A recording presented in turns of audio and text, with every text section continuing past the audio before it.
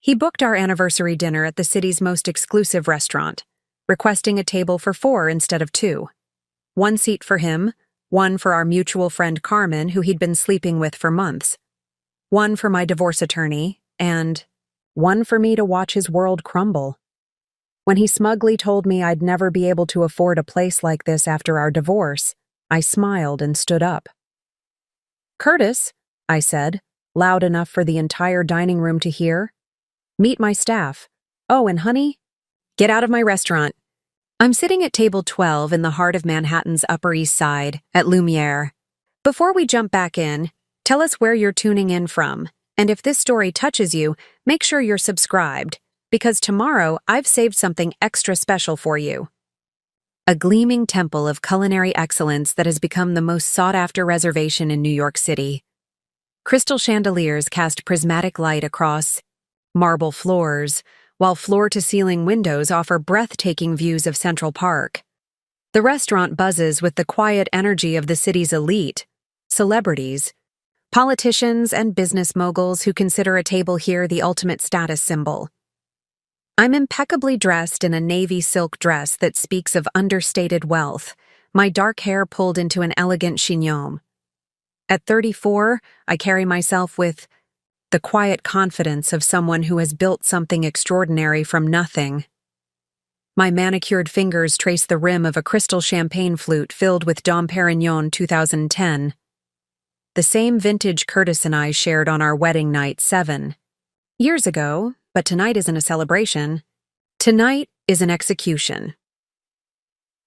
Across the dining room, Curtis makes his entrance with all the swagger of a man who believes he holds all the cards.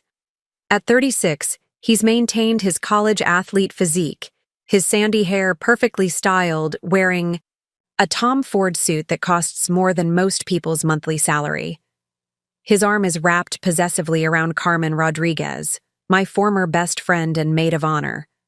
Carmen, 29 and stunning in a way that turns heads, wears a red Valentino, dress that hugs every curve.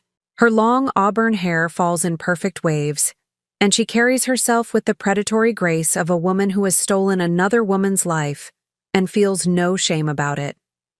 They're followed by a third man, Tanner Brooks, Curtis's high-powered divorce attorney, a shark in an Armani suit who specializes in destroying wealthy wives and leaving them with nothing. The 3 of them move through the restaurant like conquerors, Curtis nodding to acquaintances, Carmen clinging to his arm like a trophy, Tanner surveying the room with the cold calculation of a predator assessing his territory. As they settle, at table 12, the very table I reserved for our 7th anniversary dinner, Curtis catches sight of me and his expression shifts to one of cruel satisfaction. This wasn't an accident or a coincidence. This was psychological warfare, meticulously planned to inflict maximum humiliation. He had specifically chosen this restaurant knowing I had been trying to get a reservation here for months. He wanted me to see him with Carmen in the most public, most prestigious venue possible. What Curtis doesn't know is that I'm not here by accident either. I received his text 3 hours earlier. Change of plans for tonight. Taking Carmen to Lumiere instead. Don't wait up. Tanner will be joining us to discuss our future arrangements. Hope you understand, darling. The audacity was breathtaking. Not only was he flaunting his affair with my former best friend on our anniversary, but he was conducting divorce strategy sessions in public, treating our 7-year marriage like a business transaction to be dissolved. The casual cruelty of it all, the calculated timing, the choice of venue, the inclusion of Carmen, revealed a level of emotional sadism that I had been blind to for too long. As Curtis orders the most expensive bottle of wine on the menu, a 1982 Chateau Latour that costs $8,000, he begins holding court at his table. His voice carries across the dining room as he regales Carmen and Tanner with stories of his upcoming political campaign, his real estate investments, his vision for their post-divorce future. He speaks loudly enough for me to hear every word, each sentence designed to twist the knife deeper. After the divorce is finalized, he announces, cutting into a Wagyu steak that costs more than some people's weekly salary. Carmen and I are thinking of opening our own restaurant. Something tasteful, exclusive. Not like those little neighborhood places Genevieve always talks about opening someday. Carmen laughs, a tinkling sound that once brought me comfort during late-night phone calls about Curtis's neglect and now sounds like breaking glass. "Oh, Curtis, you're terrible," she purrs, but her eyes gleam with malicious delight. "Though I do think we'd be fabulous restaurant owners. We have such exquisite taste." Tanner nods approvingly, already calculating billable hours. "The prenup is ironclad," he assures them. "She'll get the minimum required by law. The house, the investments, the business contacts. It all stays with Curtis. She'll be lucky to afford a studio apartment in Queens when this is over." What none of them realize is that every word is being heard not just by me, but by Agnes Chen, Lumiere's head sommelier, who stands frozen beside their table with the wine they've ordered. Agnes's eyes meet mine across the room, and a look of understanding passes between us. Agnes has been with Lumiere since its opening 3 years ago. She knows exactly who signs her paychecks. I take a final sip of my champagne and place the glass on the marble table with deliberate precision. I smooth my dress, check my reflection in the window that overlooks Central Park, and begin the walk across the dining room that will change everything. My heels click against the marble floor with the rhythm of a countdown, each step bringing me closer to the moment when Curtis's carefully constructed world will collapse around him. As I approach table 12, conversations at nearby tables begin to quiet. There's something in my bearing, a quiet authority, a sense of impending reckoning, that makes people take notice. Curtis, still oblivious to the approaching storm, continues his performance for Carmen and Tanner, unaware that his wife is about to serve him the most expensive meal of his life. The stage is set, the players are in position, and I'm about to remind everyone in the room that in the game of revenge, the house always wins, especially when you own the house. I wasn't born into wealth, though my current life might suggest otherwise. 3 years ago, I was working 16-hour days as a line cook at a struggling bistro in Brooklyn, my culinary degree from the Institute of Culinary Education barely covering the rent on my cramped studio apartment. I had dreams that stretched far beyond the smoke-filled kitchen where I spent my days perfecting sauces and plating dishes that would never earn me recognition. What Curtis never knew, what no one knew except the small circle of investors and legal advisors who helped me build my empire, was that I had inherited more than just my grandmother's recipe collection when Molly Sullivan passed away 2 years into my marriage. Hidden in her effects was a safety deposit box key and a letter that would change everything. Inside that box were bearer bonds worth $2.3 million. Money Molly had quietly accumulated over decades of smart investments. Money she'd kept secret from everyone, including her own family. The letter was simple. "Genevieve, you're the only one who inherited my business sense along with my love of cooking. Build something that matters. Make it yours completely. Trust no one with this secret until you're ready to wield the power it gives you." Lumiere hadn't been Lumiere when I first found it. It was La Petite Maison, a failing French restaurant on the Upper East Side with a prime location, beautiful bones, and an owner drowning in debt. The previous owner, Chef Michel Dubois, was on the verge of bankruptcy, his dream crumbling under poor management and even worse financial decisions. I approached him through a shell company, Sterling Hospitality Group, with an offer he couldn't refuse. I would purchase the restaurant, renovate it completely, and rebrand it as Lumiere. Michel could stay on as head chef with a generous salary and full creative control over the menu, but I would own everything.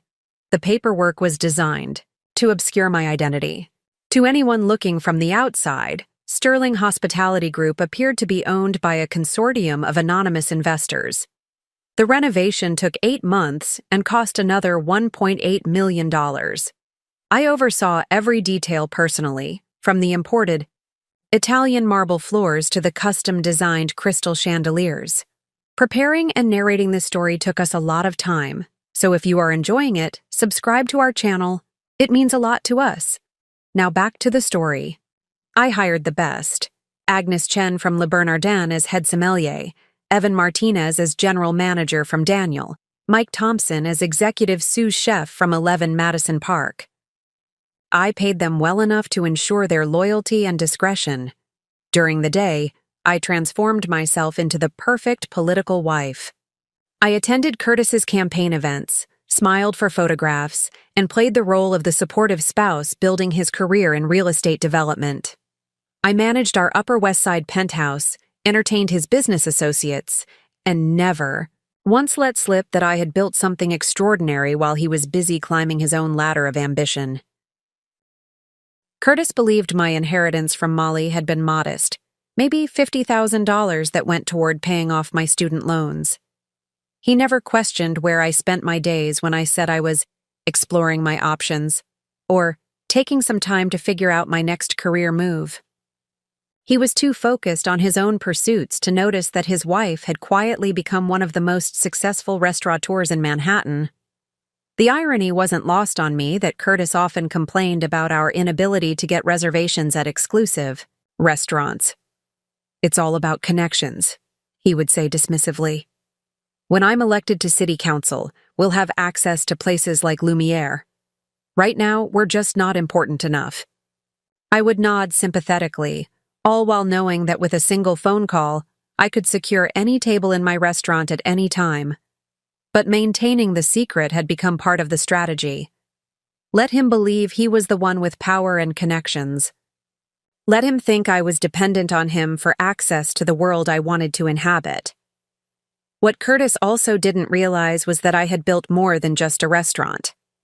Lumiere had become a gathering place for New York's power brokers, and I had cultivated relationships with every one of them. The mayor dined here monthly. Federal judges celebrated anniversaries at Table 7.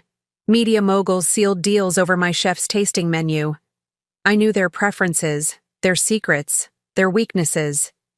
Information flowed to me like wine flows to a sommelier, naturally, abundantly, and with perfect timing. When Senator Patricia Hayes needed a discreet venue for sensitive political discussions, she called me. When tech billionaire David Chen wanted to propose to his longtime partner away from paparazzi, Lumiere's private dining room provided the perfect sanctuary. I never asked for favors in return. I simply provided impeccable service, absolute discretion, and an atmosphere where powerful people felt comfortable being themselves. But I remembered everything. Every conversation overheard, every alliance formed over appetizers, every betrayal discussed over dessert. 6 months ago, when Curtis first started coming home with Carmen's perfume on his clothes, I had briefly considered confronting him immediately. I could have hired a private investigator, gathered evidence, and filed for divorce with the full force of my hidden wealth behind me. But then I realized something far more delicious. Curtis was planning to destroy me using my own restaurant as the venue for his victory lap. The audacity was breathtaking, but it was also the perfect gift. He was handing me the opportunity to expose his betrayal in the most public, most humiliating way possible, in front of the very people whose respect and connections he desperately craved. Tonight wasn't just our anniversary. It was opening night for the most spectacular show Lumiere had ever hosted, and Curtis Sterling was about to discover that he'd unwittingly bought himself a front-row seat to his own destruction. As I continued my measured walk across the marble floor toward Table 12, I caught Agnes's eye and gave the slightest nod. Phase 1 was about to begin. The text message arrived at exactly 3:47 p.m. while I was reviewing quarterly financial reports in my home office. Curtis thought I was looking at freelance catering opportunities. Another one of my carefully constructed lies. In reality, I was analyzing Lumiere's profit margins, which had exceeded projections by 18% in the third quarter alone. Change of plans for tonight. Taking Carmen to Lumiere instead. Don't wait up. Tanner will be joining us to discuss our future arrangements. Hope you understand, darling. I stared at those words for a full minute, my coffee growing cold in the eye's eye. Her mess cup Curtis had given me for our last anniversary. The casual cruelty was breathtaking. Not just the affair, I'd suspected that for months, but the calculated timing, the choice of venue, the inclusion of his divorce attorney. He was conducting psychological warfare disguised as a dinner reservation. What made it even more devastating was the choice of Carmen. We'd been inseparable since college, bonding over late-night study sessions and shared dreams of conquering New York. She'd been my maid of honor, the first person I called when Curtis proposed, the shoulder I cried on when our marriage started showing cracks. The betrayal cut deeper than any affair with a stranger ever could. But there was something else in that message that Curtis couldn't have known would be the fatal flaw in his plan. Lumiere, my restaurant, the empire I'd built in secret while he patronized me about my little cooking dreams. He'd chosen to destroy our marriage in the very place where I held all the power, and he had no idea. I set down my coffee and reached for my personal phone, not the one Curtis occasionally checked, but the encrypted device I used for all Lumiere business. 3 quick calls would set everything in motion. Agnes, it's me. I need you to personally handle table 12 tonight. My husband will be dining there with 2 guests. Full VIP treatment, but I want you to observe everything and report back. Evan, clear table 15 for tonight. I'll be dining alone, but position it with a clear view of 12. Standard service, nothing that draws attention. Mike, I need you to prepare something special for dessert, something that will make an impression. We're hosting a very important performance tonight. Each person I spoke with understood immediately. They'd been with me since the beginning, had seen me build Lumiere from the ruins of La Petite Maison. More importantly, they'd become protective of what we'd created together. When I explained that my husband was planning to humiliate me in my own restaurant, their responses were swift and certain. Whatever you need, Agnes said, her voice carrying the steel that made her one of the most respected sommeliers in the city. Consider it done, Evan replied, already mentally rearranging the evening's seating chart. This is going to be legendary, Mike added with dark satisfaction. The next 3 hours passed in a blur of preparation. I showered and dressed with the care of a general preparing for battle. The navy silk dress wasn't chosen randomly. It was Curtis's favorite, the one I wore to his campaign launch party where he'd proudly introduced me as his secret weapon. Tonight, he was about to discover just how accurate that description was. I arrived at Lumiere at 7:30, 90 minutes before Curtis's reservation. The staff who knew my true identity greeted me with subtle nods, while those who didn't simply saw another elegantly dressed patron. I took my position at table 15, ordered the Dom Perignon that Curtis and I had shared on our wedding night, and settled in to wait. At 8:45, I watched through the floor-to-ceiling windows as a black town car pulled up outside. Curtis emerged, first checking his reflection in the window before helping Carmen out of the vehicle. She was stunning in red Valentino, probably purchased with money from our joint account that Curtis controlled.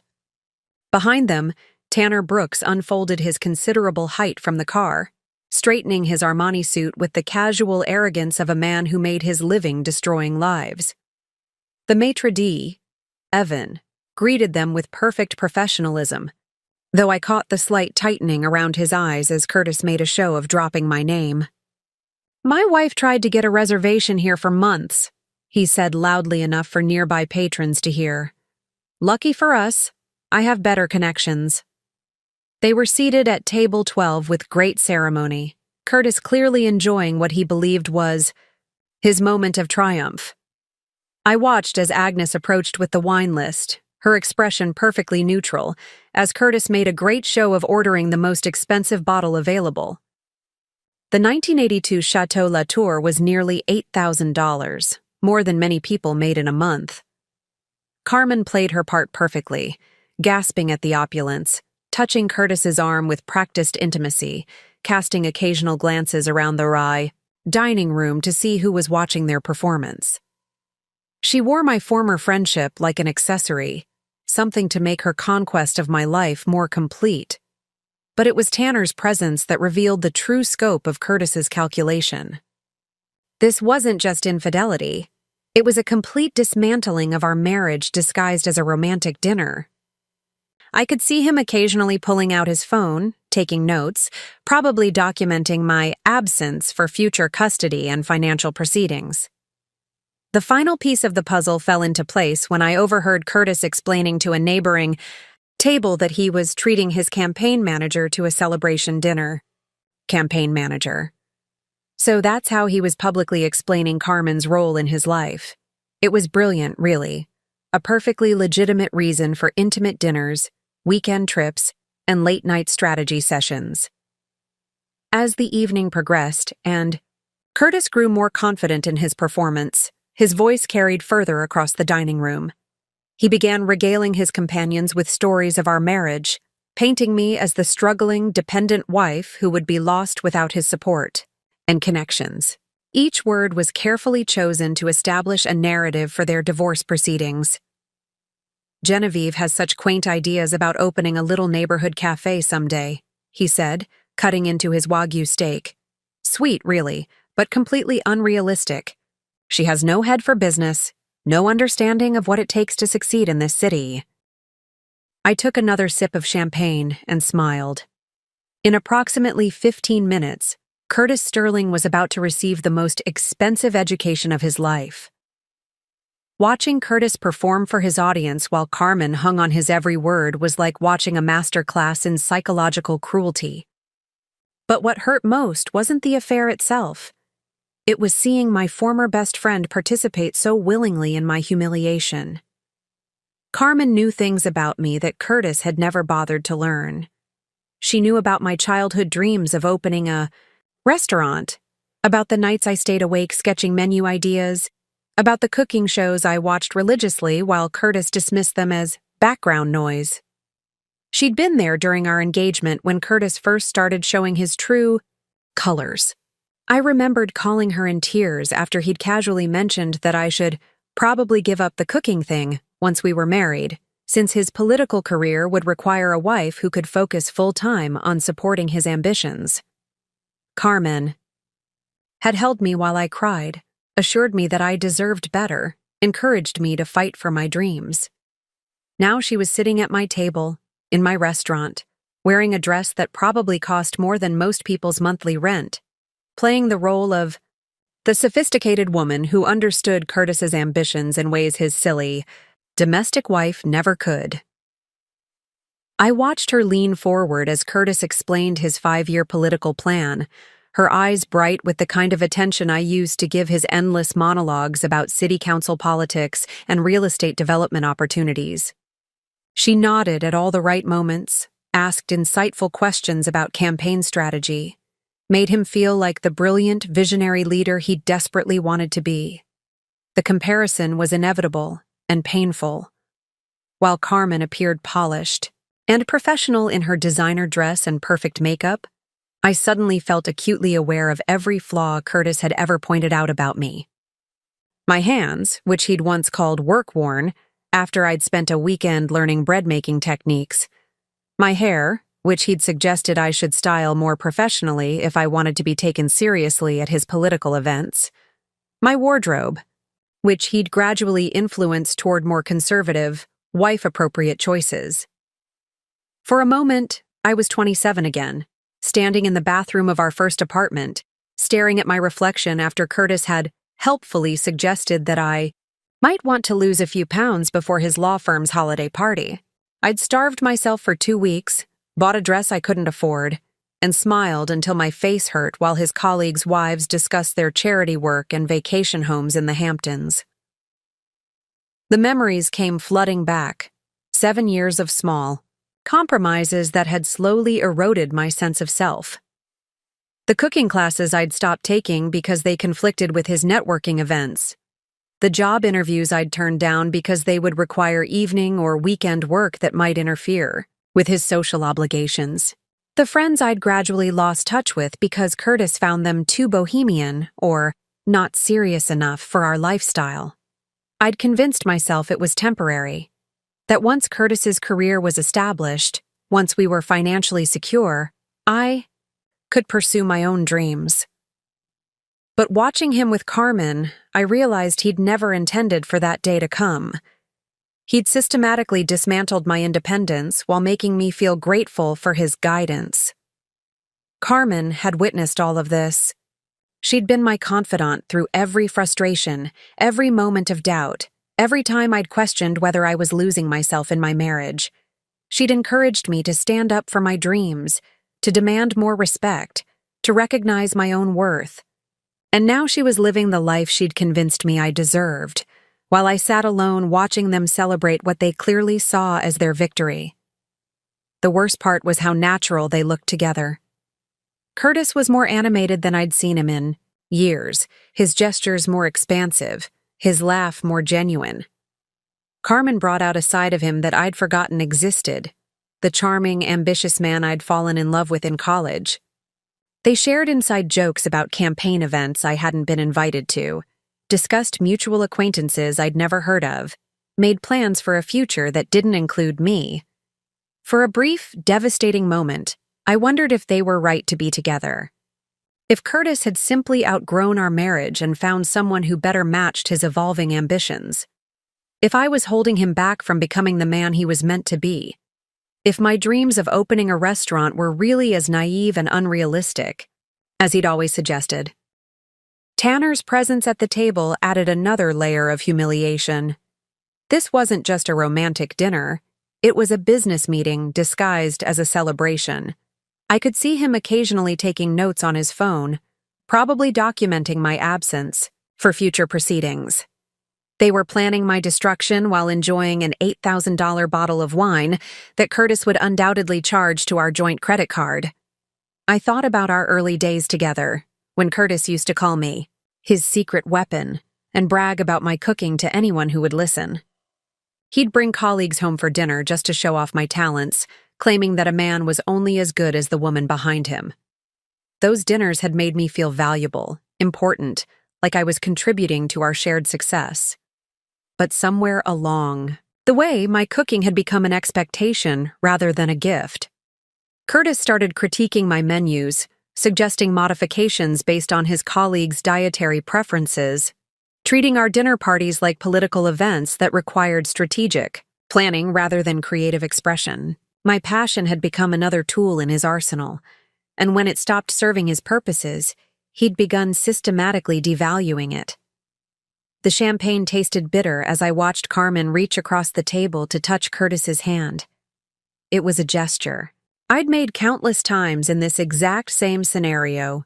The supportive touch, the encouraging smile, the silent communication that said, "You're brilliant, and I believe in you." Except when I'd done it, Curtis had barely noticed. With Carmen, he immediately turned his palm up to capture her fingers, bringing her hand to his lips for a kiss that made several nearby diners smile at what they assumed was young love. I finished my champagne and signaled for another glass. In 10 minutes, I was going to walk across this dining room and remind Curtis Sterling exactly who he'd chosen to betray. But first, I needed to let myself feel the full weight of what I was losing. Not just a marriage, but the version of myself I'd been trying to become for him and the friend I'd trusted with my deepest vulnerabilities. The moment that changed everything wasn't Curtis's betrayal or even Carmen's participation in my humiliation. It was when I saw Tanner Brooks pull out a manila folder and spread documents across the white tablecloth of table 12, my table, in my restaurant. Through the soft lighting, I could make out the letterhead of Curtis's law firm and what appeared to be property deeds and financial statements. They weren't just celebrating their affair. They were carving up my life like the Wagyu steak on Curtis's plate. "The prenup is quite comprehensive," Tanner was explaining to Carmen, his voice carrying just enough for me to catch fragments. "She signed away rights to most marital assets, including any business ventures initiated during the marriage." Very forward-thinking of Curtis. Carmen leaned in, studying the documents with the intensity of someone examining a treasure map.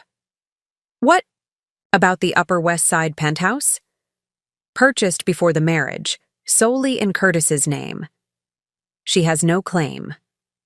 My hands trembled as I reached for my champagne. The prenup.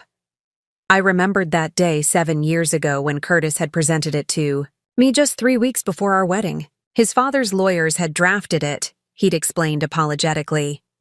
Just a formality, really, but necessary given his family's real estate holdings and his political aspirations. I'd been so in love, so trusting, that I'd barely read it before signing. But what they didn't know, what no one knew except Molly's lawyer and my own carefully chosen financial advisors, was that I'd inherited my grandmother's fortune after our marriage. Every dollar I'd used to build Lumiere was technically separate property, acquired through inheritance during the marriage, and carefully protected through shell companies and trusts that Curtis had never discovered. The prenup that Curtis thought would leave me destitute actually couldn't touch the empire I'd built in secret. His lawyers had been so focused on protecting his assets that they'd inadvertently created the perfect legal framework to protect mine. She'll be lucky to qualify for alimony, Tanner continued, clearly enjoying his role as the architect of my destruction. Given that she hasn't worked in years and has no marketable skills, the court will likely award minimal support. Certainly, not enough to maintain her current lifestyle. Curtis laughed, a sound that once brought me comfort and now felt like glass in my ears. Genevieve always talked about opening a little cafe someday.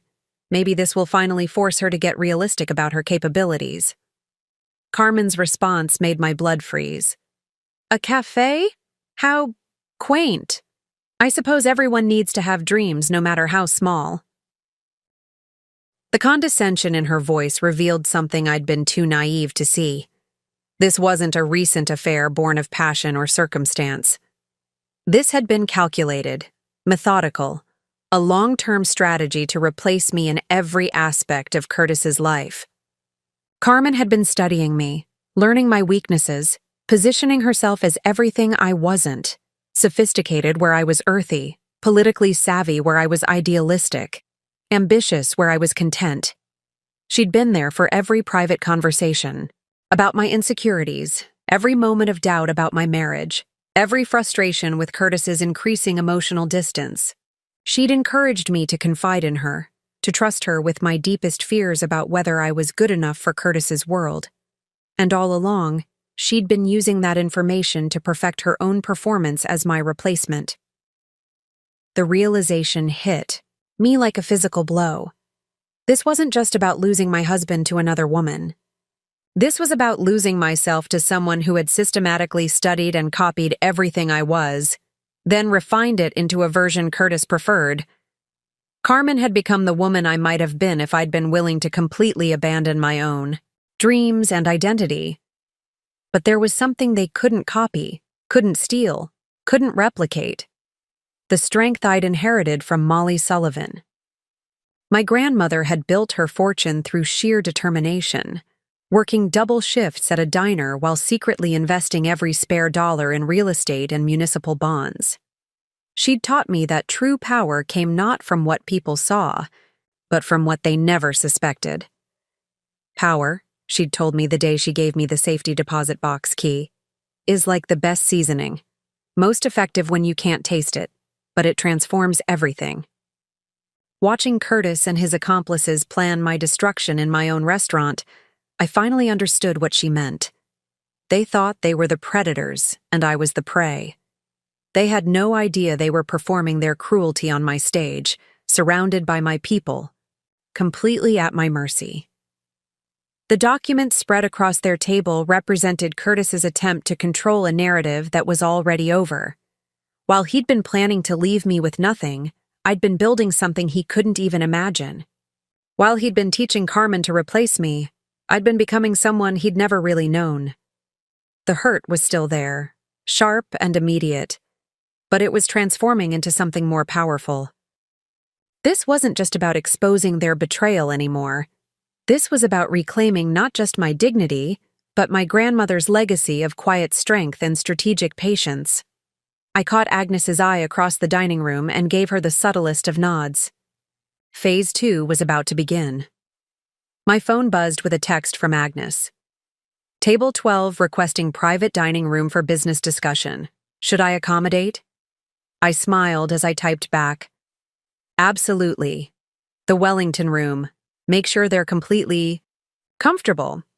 The Wellington room was Lumiere's most exclusive private dining space, soundproofed and equipped with discreet recording capabilities that I'd had installed for VIP clients who valued absolute privacy. What Curtis didn't know was that the room also had a two-way mirror disguised as artwork, a remnant from the space's previous incarnation as a speakeasy during Prohibition. 20 minutes later, I watched as Agnes gracefully guided Curtis, Carmen, and Tanner toward the back of the restaurant. Curtis was clearly pleased with what he perceived as special treatment, probably assuming his name-dropping had finally earned him the respect he craved. Carmen clutched his arm possessively, her eyes bright with the thrill of being part of what she believed was high society dining.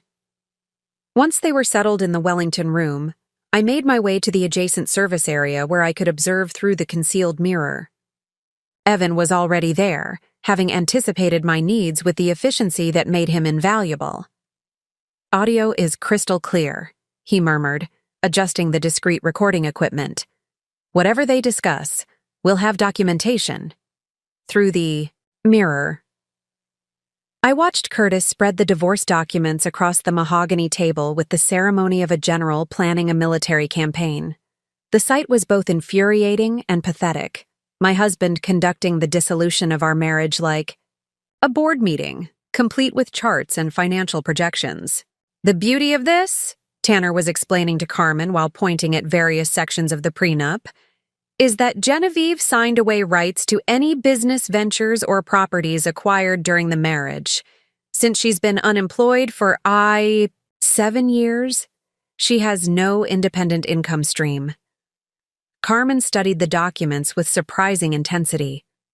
What about her inheritance from her grandmother? Wasn't there some money from that? Minimal, Curtis waved dismissively. Maybe $50,000, which went toward paying off her student loans. Molly Sullivan died practically penniless, spent her whole life working at that diner downtown. I had to grip the edge of the observation counter to keep from laughing out loud. Curtis's ignorance of my grandmother's true financial acumen was about to cost him everything. The timeline is crucial, Tanner continued, pulling out his phone, to show them something. I've been documenting Genevieve's absences from important campaign events, her lack of interest in Curtis's political career, her increasing isolation from their social circle. We can easily establish a pattern of abandonment and lack of support. She's been so distant lately, Carmen added with false sympathy. Always making excuses about having headaches or being tired. Poor Curtis, you've been carrying this marriage, alone for months. The lies were so smoothly delivered that I almost admired their audacity. Every absence they were documenting had been a day I spent at Lumiere, building the empire they couldn't imagine.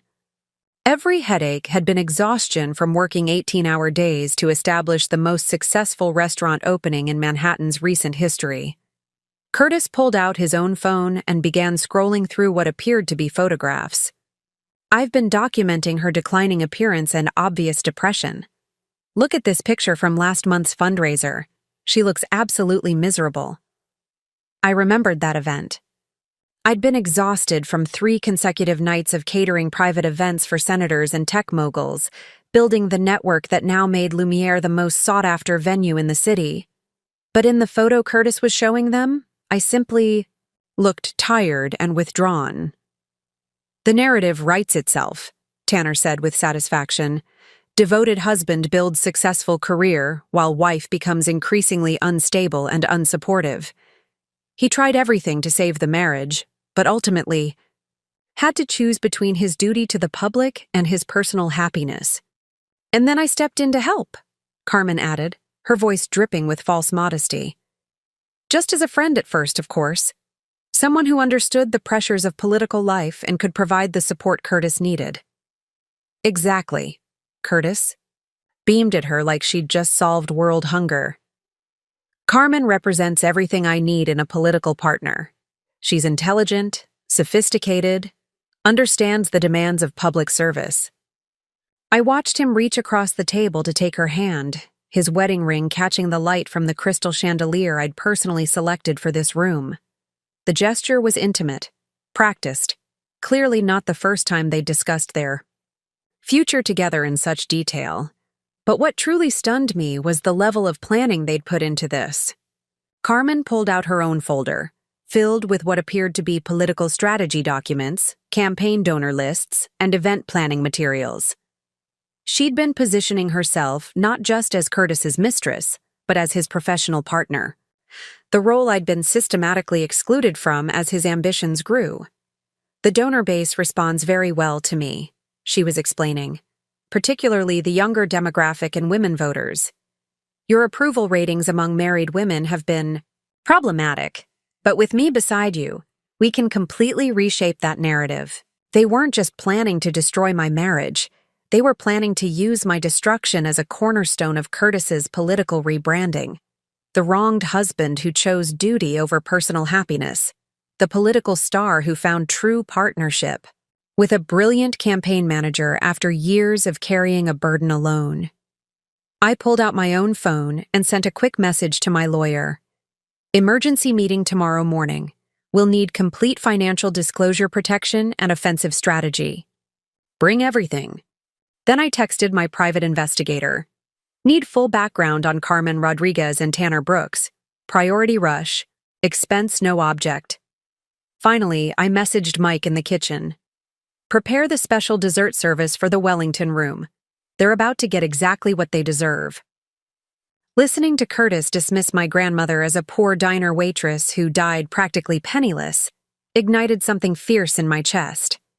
He had no idea what Molly Sullivan had really accomplished, or the legacy of strength and cunning that ran through the women in my family like a golden thread. Molly had started working at Mickey's Diner on the Lower East Side in 1963, when she was just 18 and fresh off the boat from County Cork.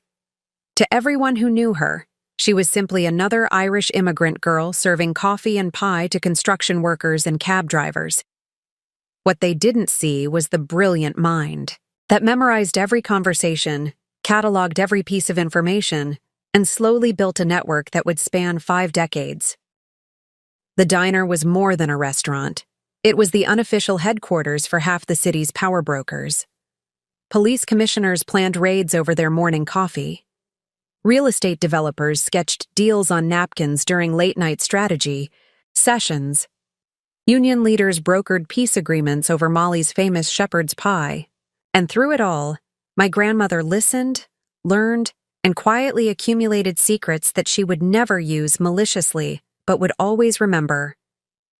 By 1970, Molly had saved enough from her tips and modest salary to make her first real estate investment, a small apartment building in Brooklyn that everyone said was in a terrible neighborhood.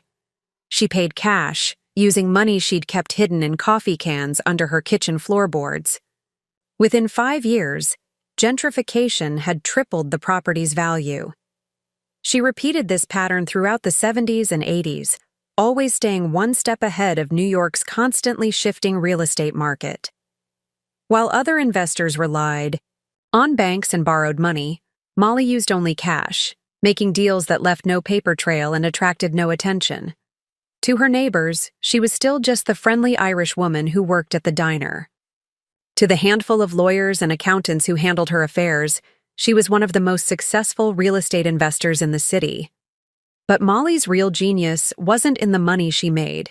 It was in how she made herself invisible while doing it. She never flaunted her wealth, never changed her modest lifestyle, never gave anyone reason to suspect that the cheerful waitress serving their breakfast owned half their neighborhood. She understood something that most wealthy people never learn. True power comes from people underestimating you. The safety deposit box I'd inherited contained more than just bearer bonds. It held decades of carefully organized records, property deeds, investment statements, and detailed notes about every significant conversation she'd overheard at Mickey's diner.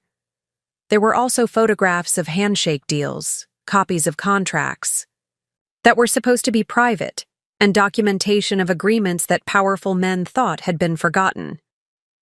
My grandmother had never used this information for blackmail or manipulation. Instead, she'd used it for protection, ensuring that no one could ever surprise or destroy her because she always knew what was coming. The records were her insurance policy, her way of guaranteeing that a poor Irish immigrant would never be vulnerable to the whims of powerful men again. When she passed away 3 years into my marriage, Molly left me more than money. She left me a masterclass in strategic invisibility and the tools to build my own empire. Her letter had been specific. Men like Curtis see what they expect to see. Let them. While they're looking down on you, you'll be building something they can't imagine. I'd followed her advice perfectly. While Curtis saw a struggling wife trying to find herself, I was systematically acquiring the failing La Petite Maison and transforming it into Lumière. While he dismissed my little cooking dreams, I was hiring the most talented chefs and staff in Manhattan. While he patronized me about my lack of business sense, I was creating the most exclusive dining destination in the city. The irony wasn't lost on me that Curtis had proposed to me at Mickey's Diner, the same place where my grandmother had spent 50 years building her fortune. He'd chosen it because he thought it was authentic and showed he could appreciate simple pleasures.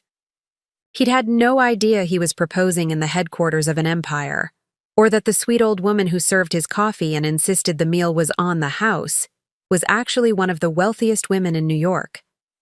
Molly had died 6 months after our wedding, but not before she'd met Curtis several times.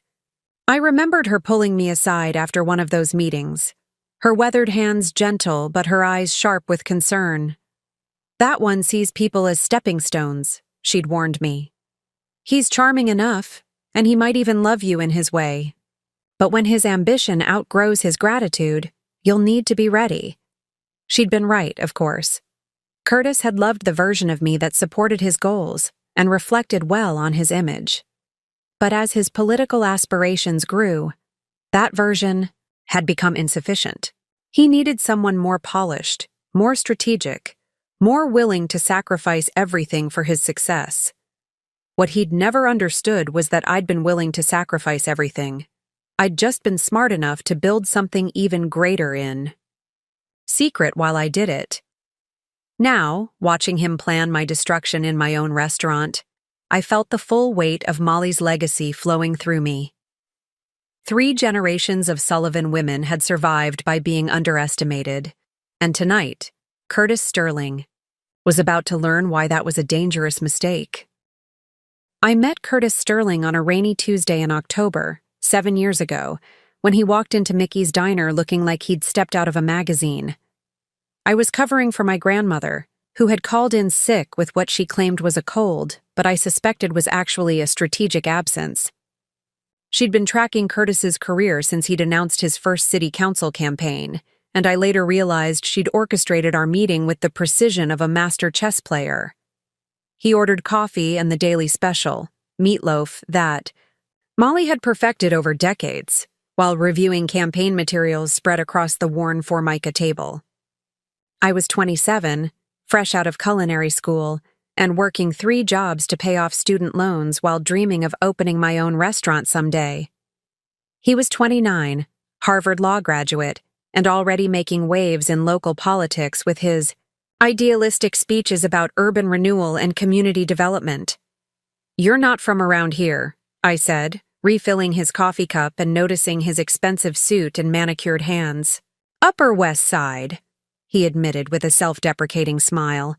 "But I'm trying to understand all the neighborhoods I want to represent.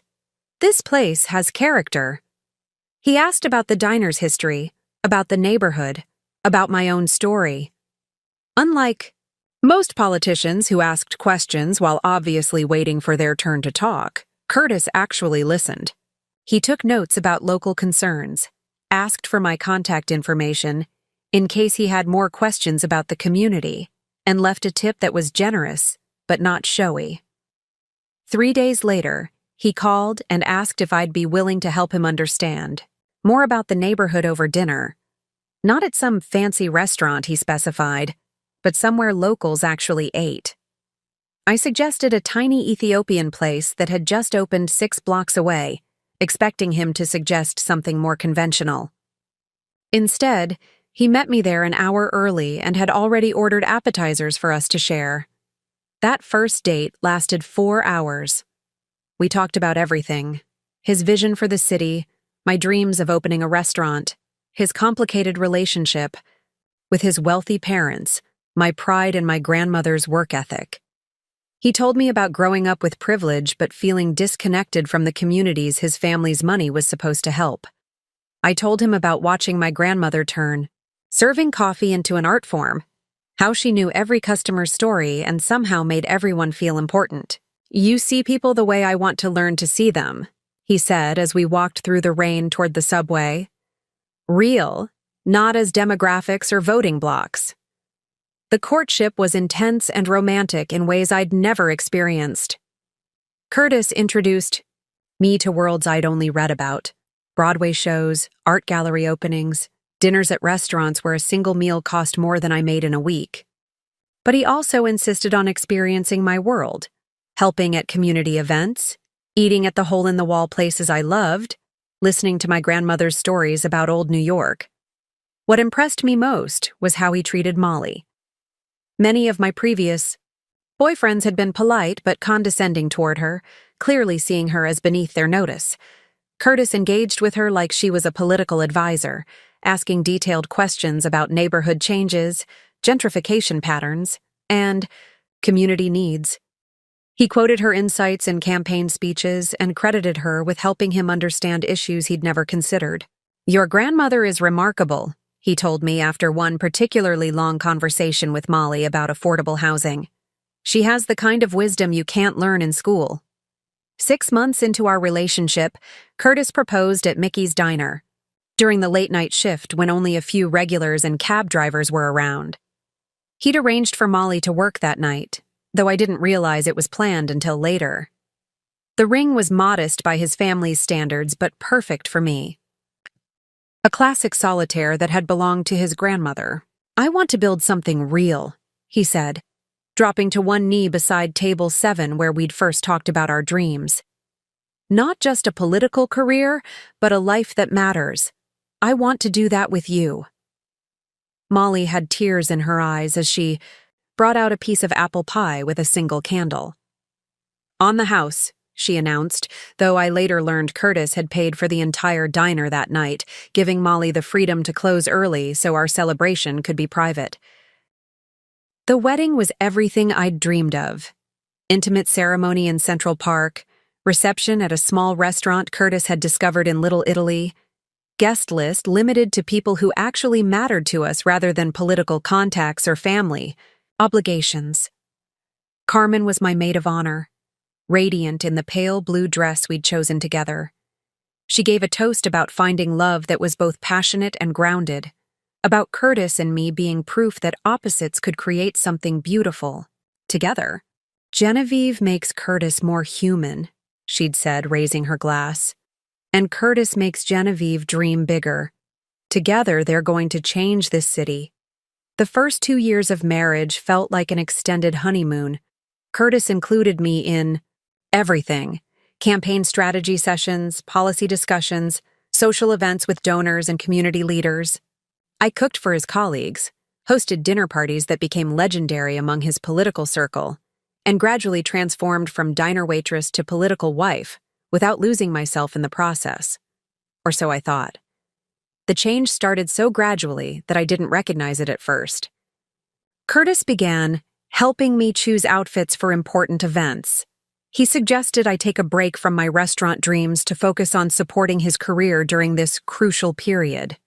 He introduced me to personal trainers and nutritionists who could help me optimize my potential.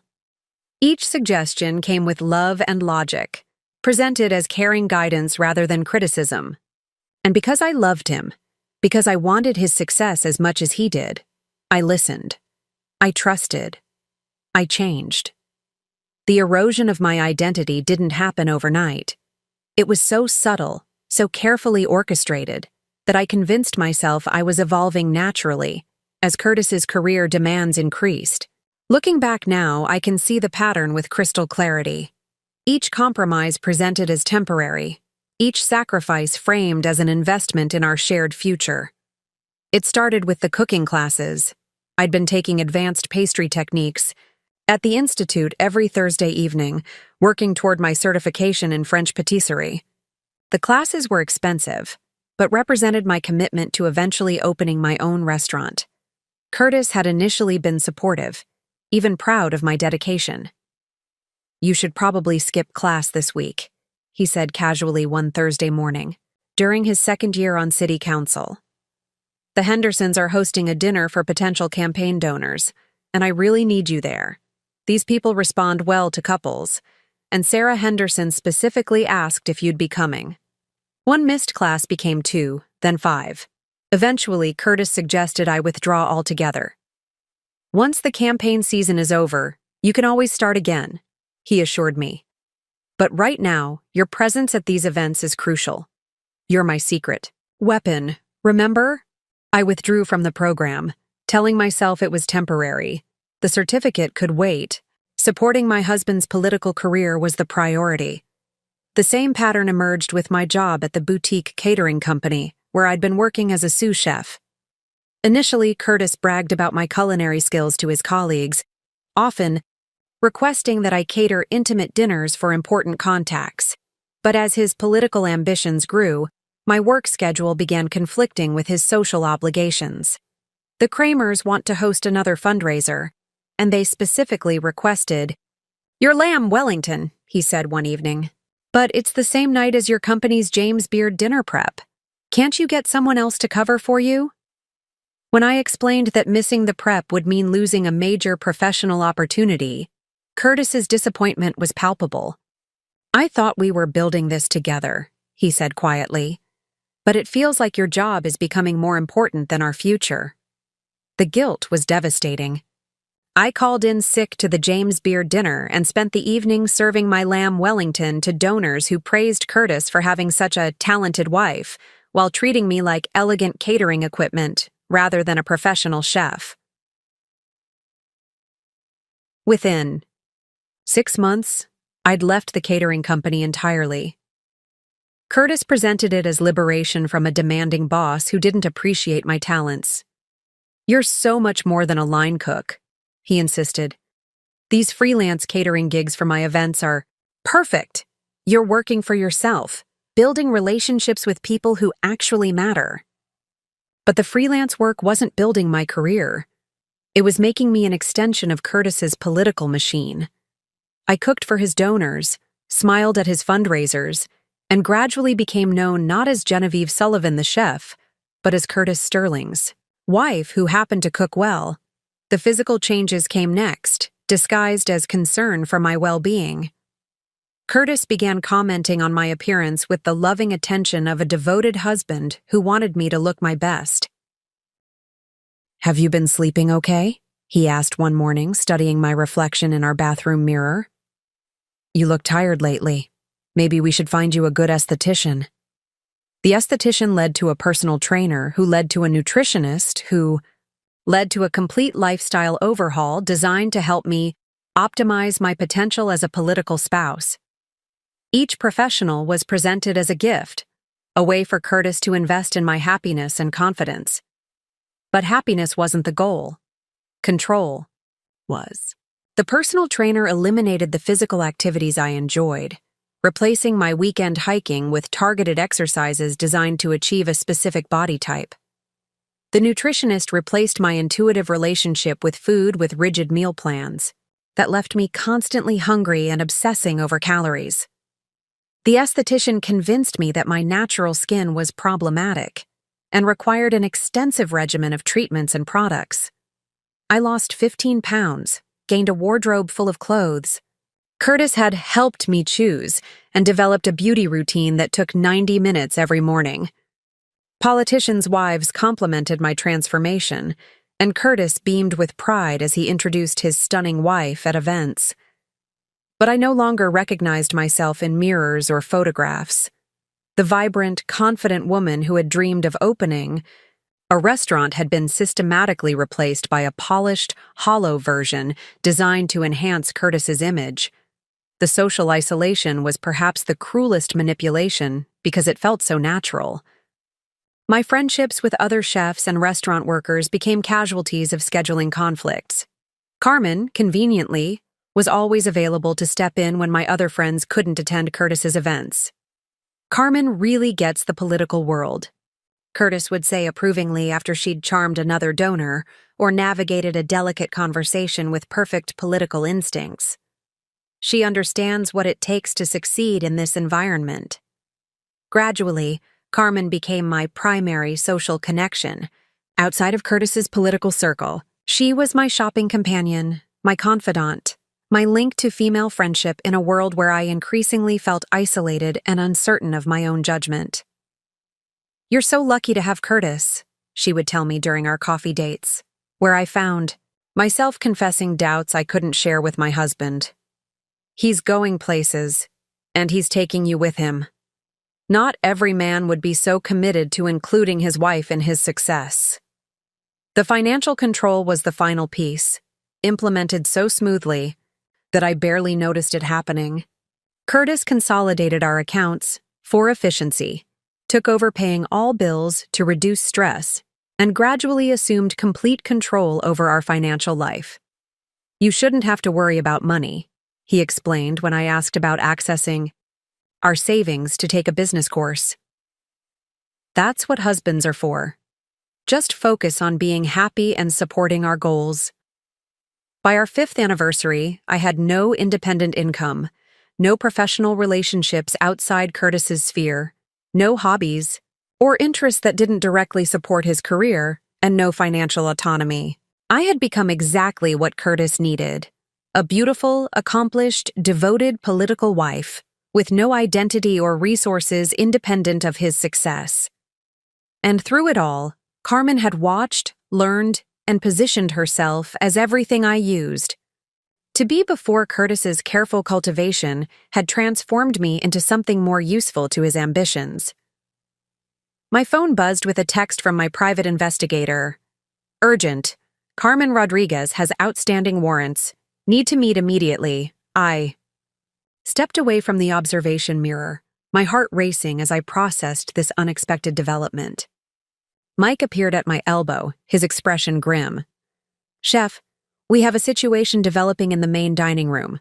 There's a woman at table 8 who's been watching the Wellington room entrance for the past 20 minutes. She looks distressed." I followed Mike back into the main restaurant, scanning the dining room until I spotted her. A petite brunette in her early 30s sat alone at table 8, her elegant black dress and pearl earrings suggesting wealth, but her body language screamed anxiety. She kept checking her phone, glancing toward the private dining room and fidgeting with her wedding ring. As I approached her table, she looked up with eyes that were red-rimmed but determined. "Excuse me," she said quietly. "Are you the manager?" "I need to speak with someone about a private matter. I'm Genevieve Sterling, the owner." "How can I help you?" Her face went pale. "Sterling? You're married to Curtis Sterling?" "For now," I replied carefully, noting the way her hands trembled as she set down her wine glass. "I'm Molly Brooks," she said, her voice barely above a whisper. "Tanner's wife, and I think we need to talk." The pieces fell into place with devastating clarity.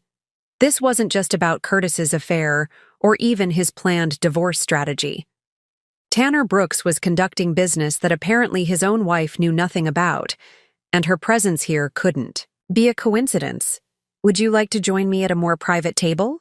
I suggested, gesturing toward a quiet corner booth that would allow us to speak without being overheard. Molly nodded gratefully, gathering her purse with shaking hands. As we settled into the booth, she pulled out her phone and showed me a series of text messages. "Tanner told me he was working late tonight, reviewing briefs for a custody case. But I found these messages on his iPad this afternoon when I was trying to download a recipe.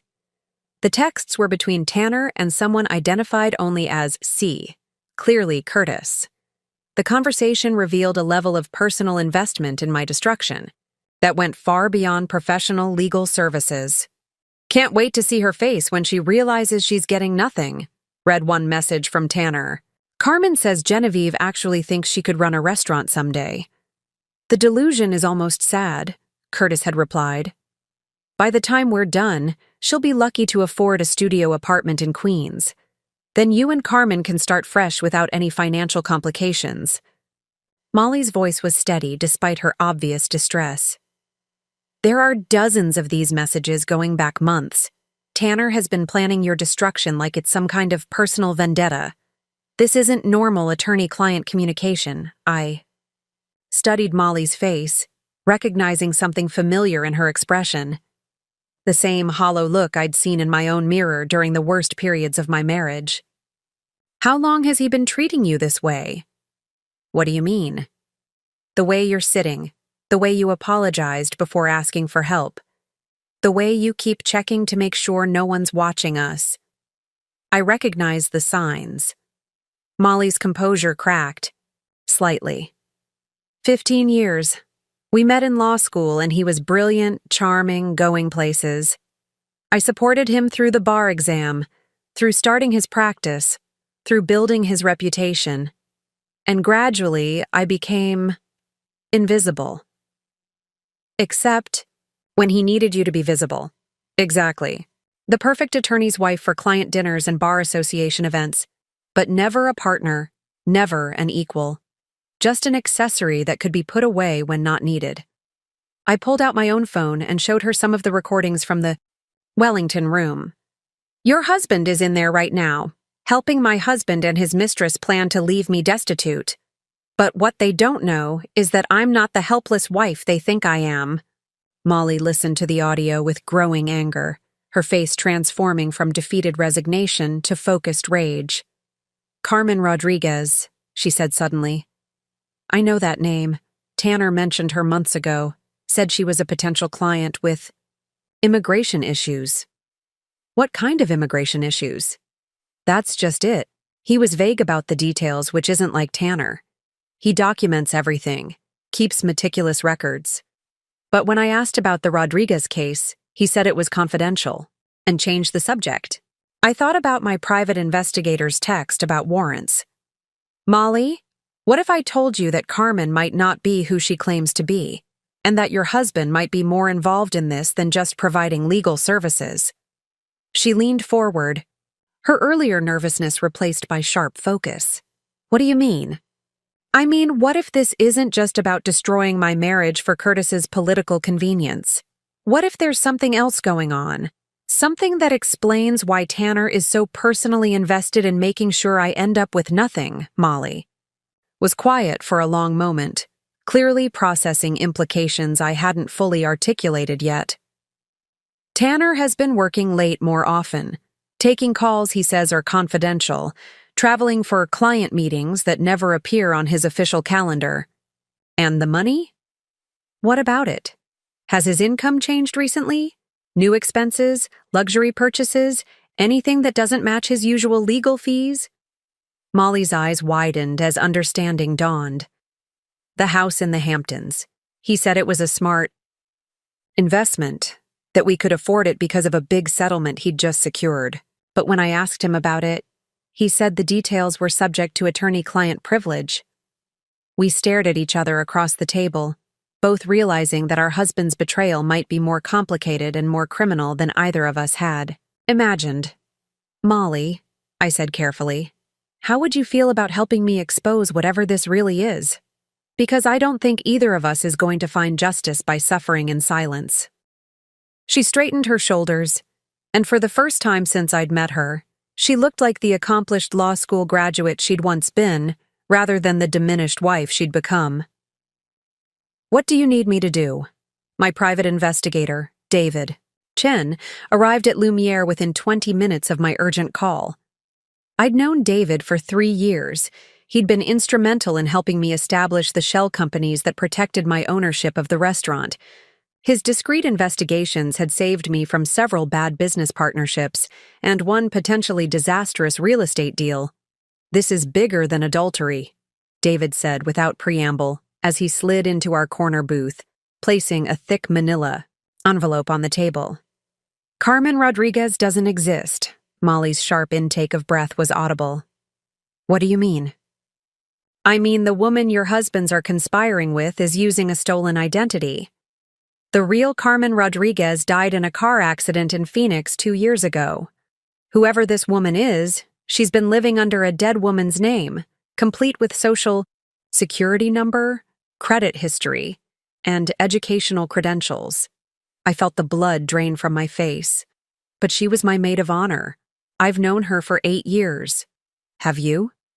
David opened the envelope and spread out a series of photographs and documents. "Because according to these records, the woman calling herself Carmen Rodriguez only appeared in New York 3 years ago, which coincidentally is exactly when your marriage started showing signs of strain."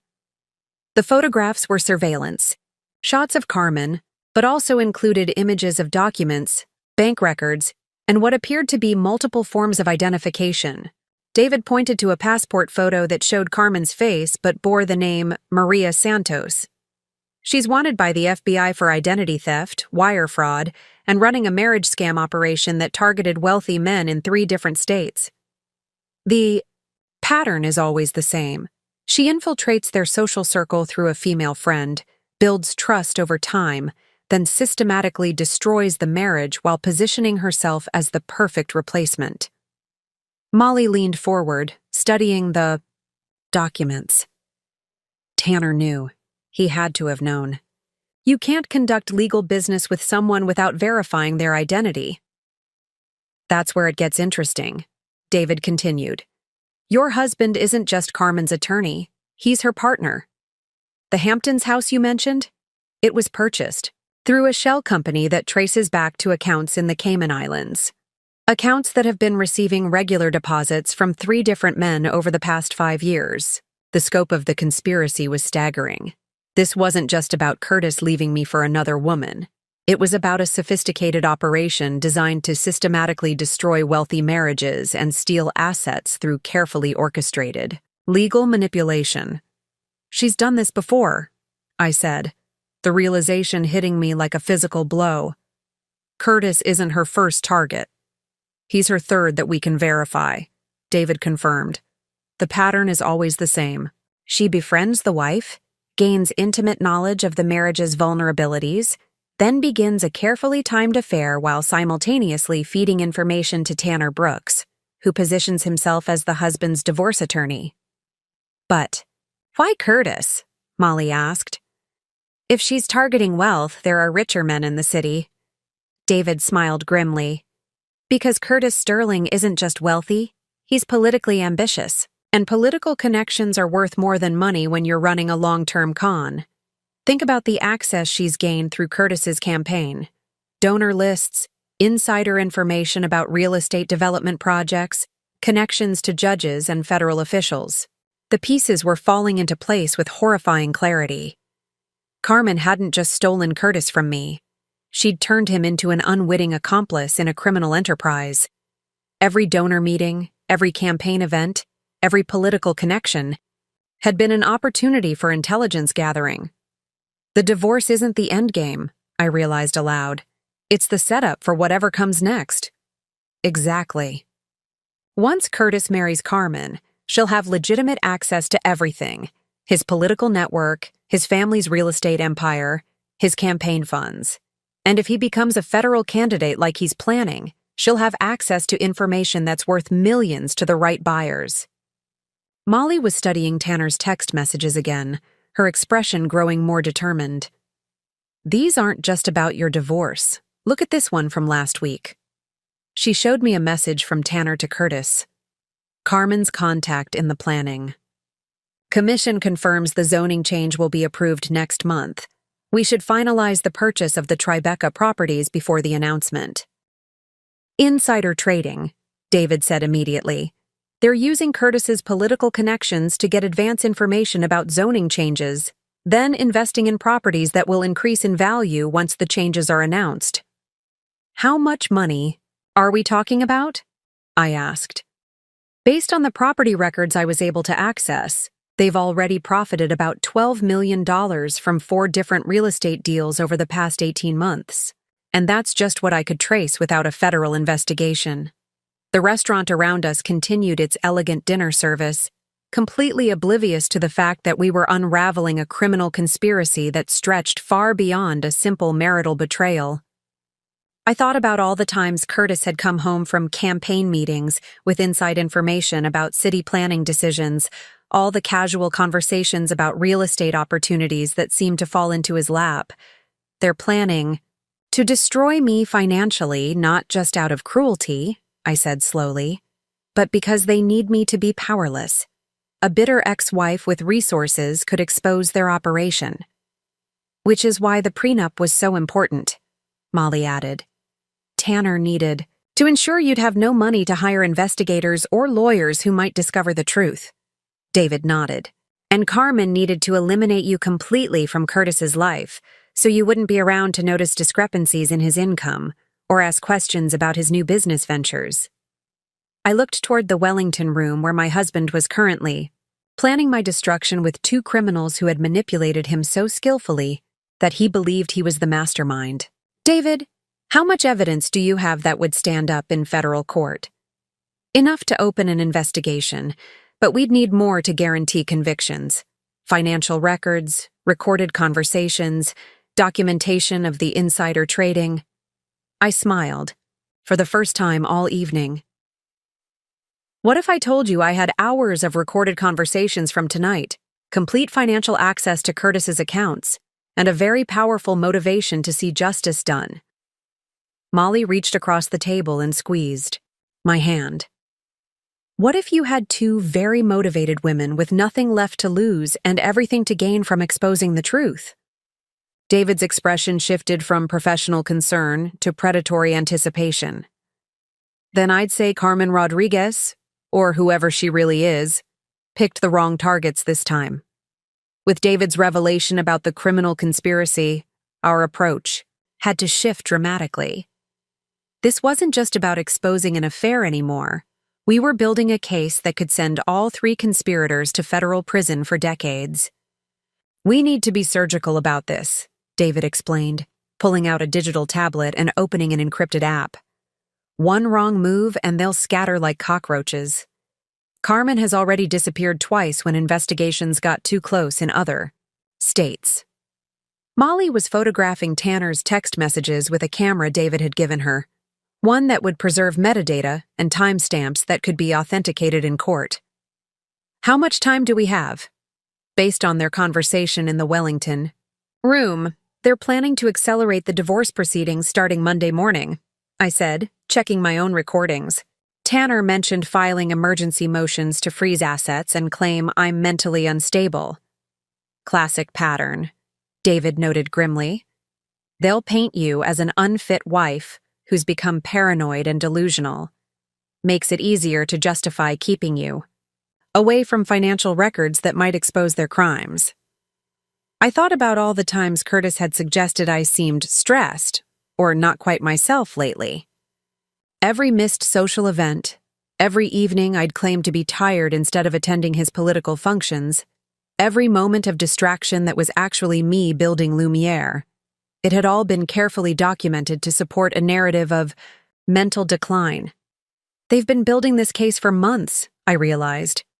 Curtis has been setting me up to look unstable long before Carmen made her final move. Which means we have one advantage they don't expect, Molly said with growing confidence. They think they're dealing with 2 broken, dependent wives. They have no idea what we're actually capable of. David smiled approvingly. Exactly, so here's what we're going to do. Molly, I need you to go home and access Tanner's home computer. He'll have backup files for everything. Lawyers are paranoid about data loss. Look for anything related to Carmen Rodriguez, Maria Santos, or the Cayman Island accounts. What if he's encrypted everything? He probably has, But men like Tanner always keep a paper trail somewhere. Check his home office, especially any safety deposit box keys or offshore banking information. Also, look for travel records. If he's been making trips to the Cayman Islands or Phoenix, we need documentation. I pulled out my phone and accessed Lumiere's security system. I can give you real-time access to everything happening in the Wellington room.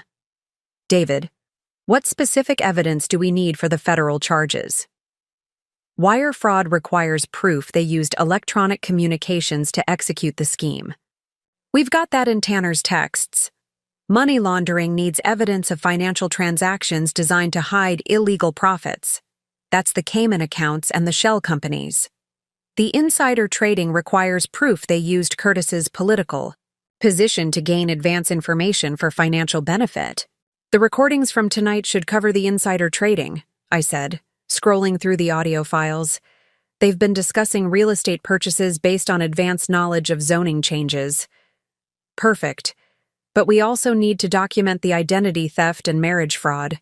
Carmen's been using stolen credentials to access bank accounts, secure credit, and establish legal residency. If we can prove she's committed these crimes while married to or engaged to multiple men simultaneously, we can add bigamy charges. Molly was taking notes with the focused intensity of someone who'd remembered she used to be a lawyer. What about the assets they've already stolen? Can we recover the money they've taken from previous victims? If we can trace it, yes. Federal asset forfeiture laws allow us to seize anything purchased with criminal proceeds. That Hampton's house, luxury cars, jewelry, investment accounts, all of it can be recovered and returned to victims. I thought about the sophisticated operation they'd built and the careful timing of tonight's dinner. They're planning something bigger than just my divorce. David, check Curtis's campaign schedule for the next month. I think they're positioning for a major score. David pulled up Curtis's public calendar on his tablet. He's got a fundraising dinner next week with major real estate developers, followed by a private meeting with the Planning Commission about the Hudson River Development Project. That's a $50 billion development, I said, remembering Curtis's excitement about being included in those discussions. If Carmen can get advance information about which properties will be rezoned for commercial use, she and Tanner could make hundreds of millions in profits, David finished, and Curtis would be completely unaware he was facilitating the crime. The scope of what we were uncovering was staggering. Carmen hadn't just targeted Curtis for his wealth, she'd identified him as the perfect vehicle for accessing information that could generate massive illegal profits. His political ambitions and trusting nature made him the ideal unwitting accomplice. There's something else, Molly said quietly. If Carmen is wanted by the FBI, why hasn't she been caught? How has she been able to operate under a stolen identity? For 3 years in New York without detection? David's expression darkened. Because she's had help from someone with access to law enforcement databases. Someone who could scrub records, delay investigations, and provide advance warning about federal interest. Tanner, I said with growing certainty. His law firm does white-collar criminal defense. He has contacts in the Justice Department, relationships with federal prosecutors. Which means this conspiracy goes deeper than we thought, David confirmed. Tanner isn't just Carmen's business partner. He's been actively protecting her from federal investigation while helping her target new victims. The full magnitude of what we were facing settled over our table like a heavy blanket.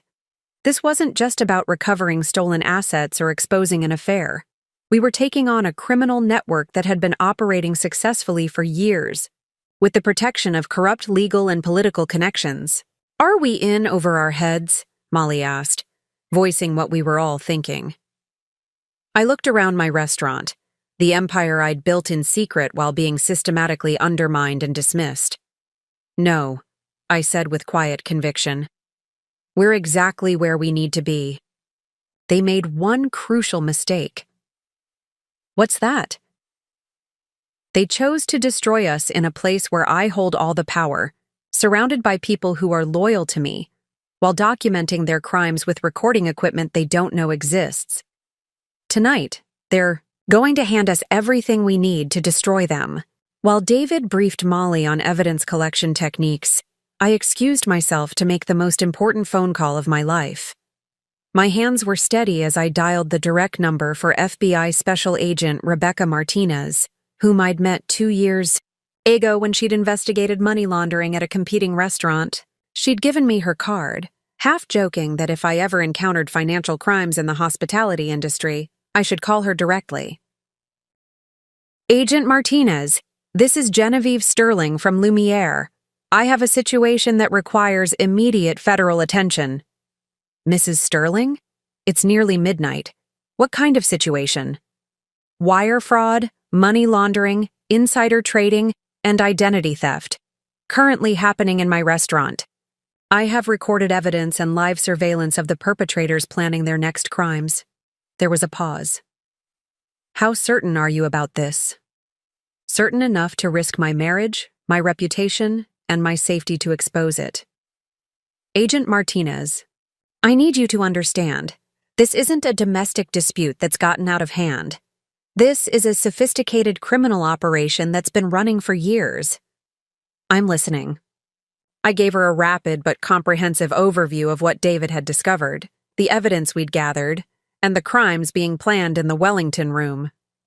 Agent Martinez asked sharp, specific questions that told me she was taking this seriously.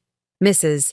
Sterling, I need you to maintain normal behavior until my team arrives. Do not confront the subjects, do not alter their environment, and do not give them any reason to suspect they're under surveillance. Can you do that? Yes. How long do you need? 20 minutes for a tactical team, 45 for a full investigation. Unit. The evidence you're describing could break open a case we've been building for 2 years.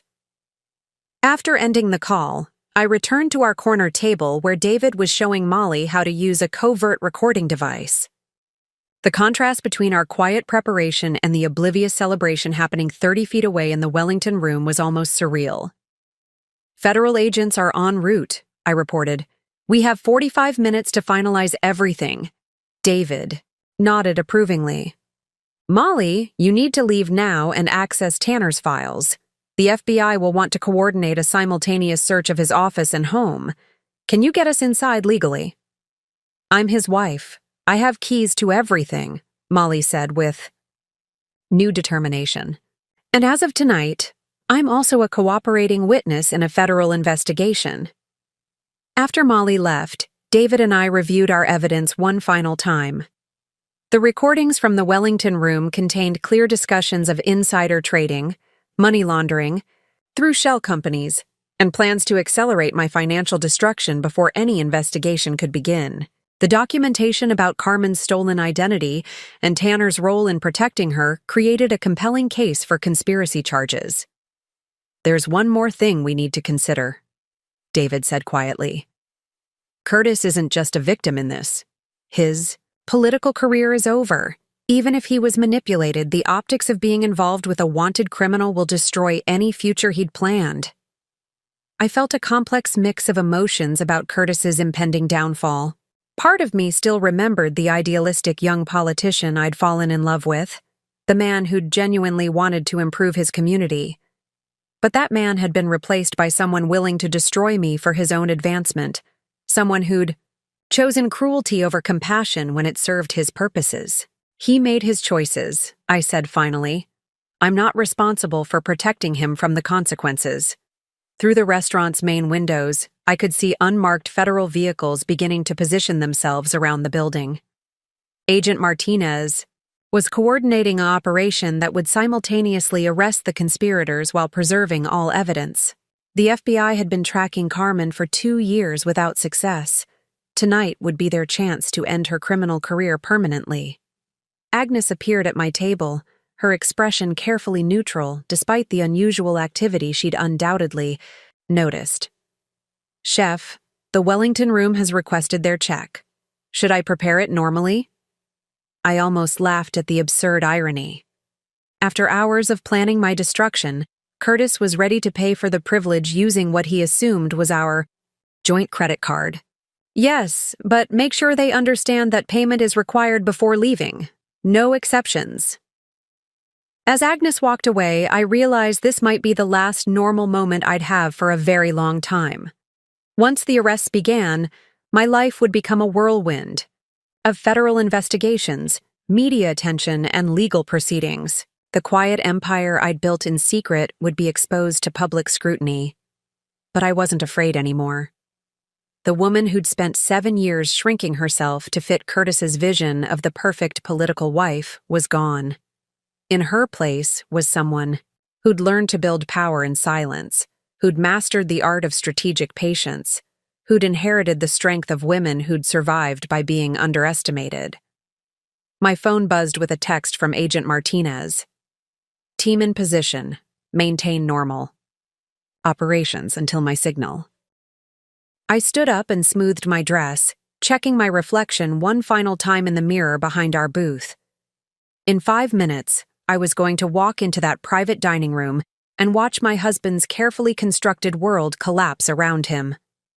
But first, I had one more call to make. Mike, it's time to serve dessert to the Wellington room. Make sure it's absolutely perfect. It's going to be their last meal as free people. I walked toward the Wellington room with the measured pace of someone who had all the time in the world. My heels clicked against the marble floor in perfect rhythm, each step carrying me closer to a confrontation that would end one life and begin another. The dining room around me continued its elegant dance of service and conversation, completely unaware that they were about to witness the conclusion of a federal investigation. Through the partially open door of the Wellington room, I could hear Curtis's voice rising with excitement as he described his vision for the future. Once the divorce is finalized and I marry Carmen, we'll have the perfect political partnership. She understands strategy in ways Genevieve never could. To new beginnings, Carmen's voice chimed in, followed by the clink of champagne glasses. I paused at the threshold, taking in the scene before me. Curtis sat at the head of the mahogany table, his sleeves rolled up and his tie loosened with the casual confidence of a man who believed he controlled everything around him. Carmen was positioned to his right, her red dress and auburn hair catching the warm light from the crystal chandelier I'd personally selected for this room. Tanner occupied the seat across from her, surrounded by legal documents and financial statements that represented their plan to destroy my life. The irony wasn't lost on me that they were conducting this celebration in a room I owned, drinking wine I'd chosen, planning to steal assets I'd accumulated while building the very empire that surrounded them. Well, I said, stepping into the room with a smile that felt sharp as a blade, this looks like quite the celebration. Curtis's head snapped up, his expression shifting from surprise to annoyance to barely concealed anger in the space of 2 seconds. Genevieve, what are you doing here? Having dinner at my favorite restaurant, I replied smoothly, allowing my gaze to sweep across the documents scattered on the table. Though it looks like you've been conducting business rather than enjoying your meal. How very, like you. Carmen's laugh was too bright, too forced. Curtis mentioned you'd been struggling lately. It's so brave of you to come out tonight instead of staying home. The casual cruelty of the comment, the implication that I was somehow fragile or unstable, revealed everything I needed to know about how they'd been framing my behavior. Every missed political event, every evening I'd claimed exhaustion, every moment I'd seemed distracted had been carefully cataloged to support their narrative of my mental decline. Struggling? I repeated, genuinely curious about their interpretation. That's an interesting way to describe building something extraordinary, while everyone around you assumes you're doing nothing at all. Tanner cleared his throat, clearly uncomfortable with my unexpected presence. Perhaps we should continue this discussion at another time. This is a private dining room. Yes, I agreed pleasantly. It is, which is why I'm curious about why you're here at all, Mr. Brooks. I wasn't aware that Curtis had any legal matters requiring immediate attention on our anniversary. The three of them exchanged glances that confirmed they hadn't expected to be questioned about their presence together. In their planning, they'd assumed I would be home, devastated and isolated. probably crying into a bottle of wine while they celebrated their victory. "Tanner is helping me with some routine legal matters," Curtis said dismissively. "Nothing that concerns you?" "Routine legal matters involving Carmen?" I asked, noting how Carmen's hand tightened on her champagne glass. "How thoughtful of you to include her in such discussions." "Carmen is my campaign manager," Curtis replied with the rehearsed tone of someone who'd practiced this explanation. "She has a legitimate interest in ensuring that my personal affairs don't create complications for the campaign." I nodded as if this made perfect sense, all while noting the defensive positions they'd unconsciously assumed. Curtis had straightened in his chair, putting distance between himself and the incriminating documents. Carmen had shifted slightly away from the table, as if preparing to leave quickly if necessary. Tanner had begun gathering papers with the nervous efficiency of someone who didn't want his materials examined too closely. "Of course," I said. "I imagine campaign management requires quite a lot of personal involvement these days." The tension in the room was palpable as I moved closer to the table, my eyes scanning the documents they'd tried to conceal. Financial statements, property deeds, and what appeared to be campaign finance records were spread across the mahogany surface like evidence in a criminal investigation. "You know what's fascinating about campaign management?" I continued conversationally, picking up one of the papers before Curtis could stop me. "The level of financial oversight required. All those donor contributions, expense reports, compliance, documents." "Put that down," Curtis said sharply, his political composure finally cracking. "That's confidential campaign business." "Is it?" I studied the document in my hands, a property acquisition form for a building in Tribeca that was dated next month but signed yesterday. "Because this looks more like real estate speculation based on insider information about zoning changes." The color drained from Tanner's face. "You don't understand what you're looking at, don't I?" I set the paper down and picked up another one, this time a bank statement showing wire transfers to an account in the Cayman Islands. "Because I'm looking at what appears to be money laundering through offshore accounts." "And this," I held up, "a third document. Looks like a false identity application for someone named Maria Santos." Carmen's champagne glass slipped from her fingers, shattering against the marble floor in a spray of crystal and wine. The sound seemed to echo in the sudden silence as all three of them realized their carefully guarded secrets were scattered across the table for anyone to see. "Who exactly are you, Carmen?" I asked quietly. "Because Carmen Rodriguez died in a car accident in Phoenix 2 years ago." "You're talking nonsense," Curtis blustered, but his voice lacked conviction. "Carmen, tell her she's wrong." For the first time since I'd known her, Carmen had nothing to say. The confident, polished woman who had systematically stolen my life was staring at me with something approaching terror. "The FBI has been looking for Maria Santos for quite some time," I continued, noting how Carmen flinched at the name. "Wire fraud, identity theft, marriage fraud across multiple states. Quite an impressive criminal resume." Tanner was frantically gathering papers, his hands shaking as he tried to stuff incriminating evidence back into his briefcase. "This is absurd. These are legitimate business documents." "Are they?" "Because Special Agent Martinez of the FBI seems to think otherwise. She's been investigating this operation for 2 years. The mention of an active federal investigation sent all three of them into a panic." Curtis shot to his feet, his chair toppling backward with a crash that echoed through the private dining room. "You're bluffing," he said, but I could see the doubt creeping into his eyes. "There's no investigation. You're just trying to cause trouble because you're upset about the divorce." "Am I?" I smiled and pulled out my phone, showing them the active call to Agent Martinez. "Would you like to ask her yourself?" The door to the Wellington room opened with perfect timing as Agent Martinez entered, followed by 4 FBI agents in tactical gear. The sight of federal law enforcement officers caused Carmen to bolt for the rear exit, but she found her path blocked by 2 more agents who had anticipated her escape route. "Maria Santos," Agent Martinez said, her voice carrying the authority. of someone who'd been hunting this criminal for years. "You're under arrest for wire fraud, money laundering, identity theft, and conspiracy to commit federal crimes." Curtis stood frozen in the center of the room, his face cycling through confusion, disbelief, and dawning horror as he realized the woman he'd planned to marry was a wanted federal criminal.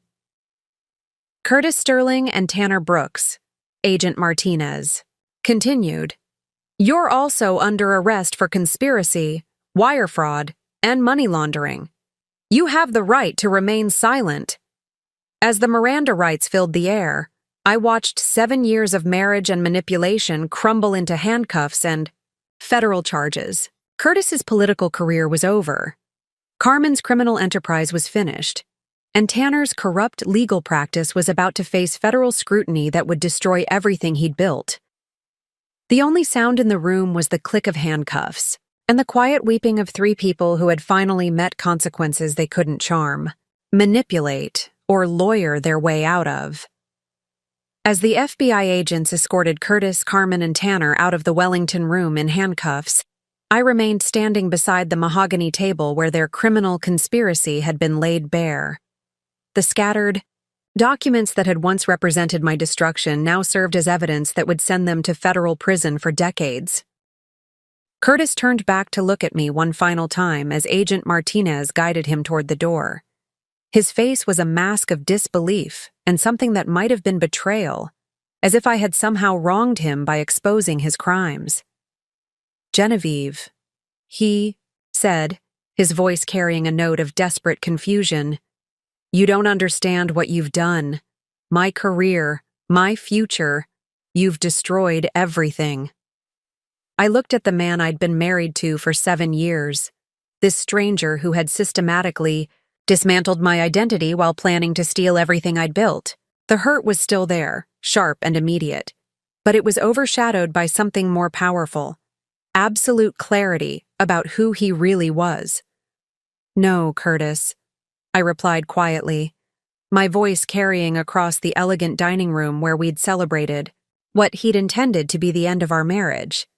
"You destroyed everything. I just made sure there were consequences."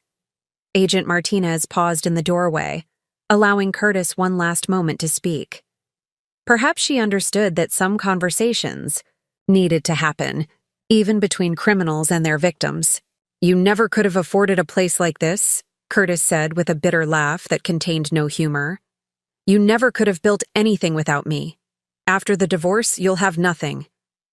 The irony was so perfect, so complete, that I almost felt sorry for him. Almost. I walked to the head of the table where Curtis had been sitting just minutes before, my hand resting on the mahogany surface that he'd used as a desk for planning my destruction. Around us, the elegant private dining room reflected the warm light of crystal chandeliers. Italian marble gleamed under soft lighting, and floor-to-ceiling windows offered a breathtaking view of Central Park. "Curtis," I said, my voice steady and clear, loud enough for everyone in the room to hear, "meet my staff." I gestured toward Agnes, who stood in the doorway with the dignity of someone who'd served the most powerful people in New York for 3 years. Toward Evan, whose impeccable management had made Lumiere the most sought-after reservation in Manhattan. Toward Mike, whose culinary genius had earned us reviews that established restaurants would kill for. "This is my restaurant. I own it. I built it. Every marble tile, every crystal chandelier, every perfectly prepared dish that you've been enjoying. Tonight represents my vision, my investment, my success." Curtis's face went through a series of expressions: confusion, disbelief, and finally a dawning horror as he realized the full scope of what he'd never known about his wife. "The prenup you're so proud of?" I continued, pulling out my phone to show him the shell company documentation that David had prepared years ago. "It protects your assets from me, not mine from you. Everything I inherited from my grandmother, everything I built during our marriage, everything you assumed didn't exist. It's all mine. Completely, legally, permanently mine." The federal agents waited patiently as Curtis processed the magnitude of his miscalculation. He'd planned to destroy a helpless, dependent wife and instead had attacked a successful businesswoman with resources he couldn't imagine and connections he'd never suspected. "Oh, and honey?" I said, borrowing his condescending tone and turning it back on him with perfect precision. "Get out of my restaurant." Agent Martinez nodded approvingly and guided Curtis toward the exit. As they reached the door, I heard him ask in a broken voice, "How long have you known? About the restaurant? 3 years? About Carmen being a criminal? Tonight. About you being capable of this level of cruelty?" I paused, considering the question honestly. I think I've known that for longer than I was willing to admit. The door closed behind them with the soft click of finality, leaving me alone in the private dining room where my marriage had officially ended and my real life had finally begun. 6 months later, I stood in the same Wellington room where everything had changed, but this time I wasn't alone. Molly Brooks sat across from me, her transformation as dramatic as my own. The broken, diminished woman who had approached my table that night was gone, replaced by someone who carried herself with the confidence of a federal witness whose testimony had helped dismantle a criminal enterprise. "The sentencing hearing is next week," she said, closing her laptop after reviewing the final witness statements. "Tanner's looking at 15 to 20 years. Carmen, or Maria Santos, got 25 to life as a repeat offender, and Curtis, 12. Years," I finished, feeling nothing but quiet satisfaction. Plus forfeiture of all assets purchased with criminal proceeds. The federal investigation had unraveled a conspiracy that stretched back 8 years and involved 17 victims across 5 states. Carmen's marriage fraud operation had stolen over $40 million from wealthy men who had trusted her, with their hearts and their fortunes. Tanner's corrupt legal practice had enabled every theft, every identity change, every strategic divorce that left victims financially and emotionally destroyed. Curtis's political career had ended the night of his arrest, but his legal troubles were just beginning. The insider trading charges alone carried a 10-year sentence, and his cooperation with the federal investigation had only reduced his time marginally. The man who had once dreamed of becoming a senator was now preparing for more than a decade in federal prison. "Have you heard from him?" Molly asked gently. She'd become more than an ally in our fight for justice.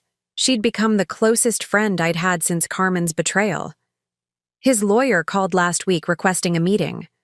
Something about wanting to apologize before sentencing." I shook my head, still amazed by Curtis's inability to understand the magnitude of what he'd done. I declined. Some conversations don't need to happen.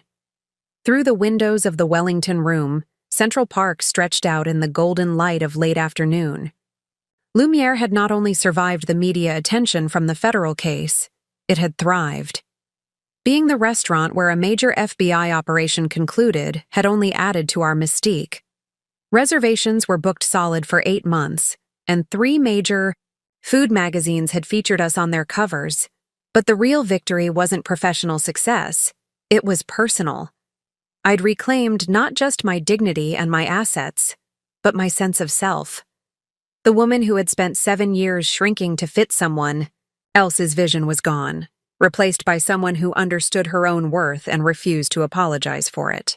"What's next for you?" Molly asked, gathering her papers as our meeting concluded. I smiled, thinking about the culinary school I was planning to open, the cookbook deal I'd just signed, and the speech I'd been invited to give at the women's business leadership conference next month.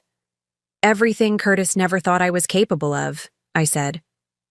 And then some.